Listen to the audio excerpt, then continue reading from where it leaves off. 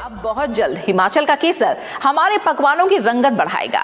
वैज्ञानिक तथा औद्योगिक अनुसंधान परिषद के हिमालय जैव संपदा प्रौद्योगिकी संस्थान ने अब हिमाचल में केसर खेती की शुरुआत कर दी है।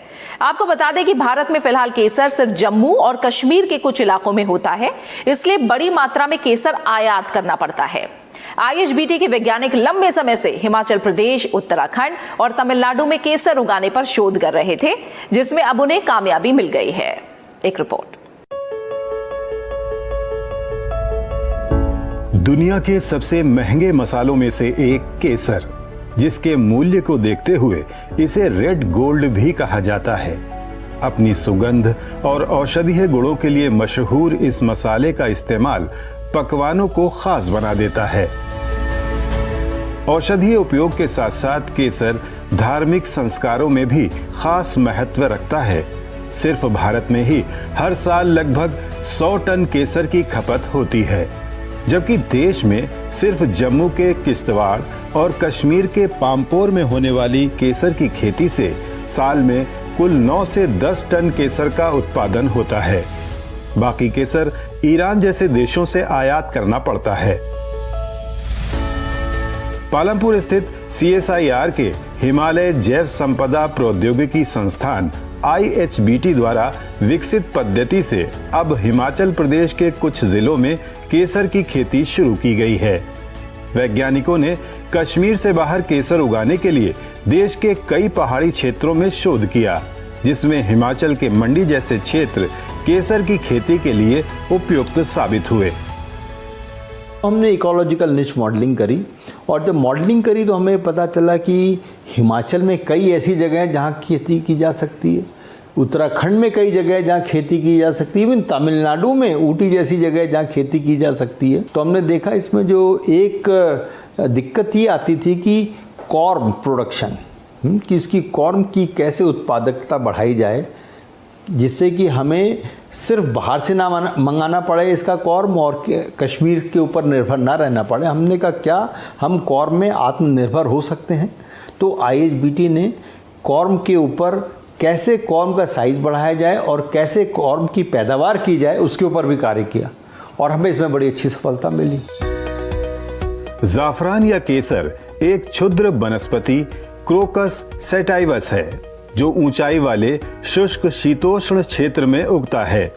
इसके फूल से मिलने वाले पुष्प दंड का इस्तेमाल मसाले के तौर पर किया जाता है। केसर की खेती के लिए बीज के तौर पर बल्ब या कॉर्म यानी प्याज जैसे कंद को रोपा जाता है।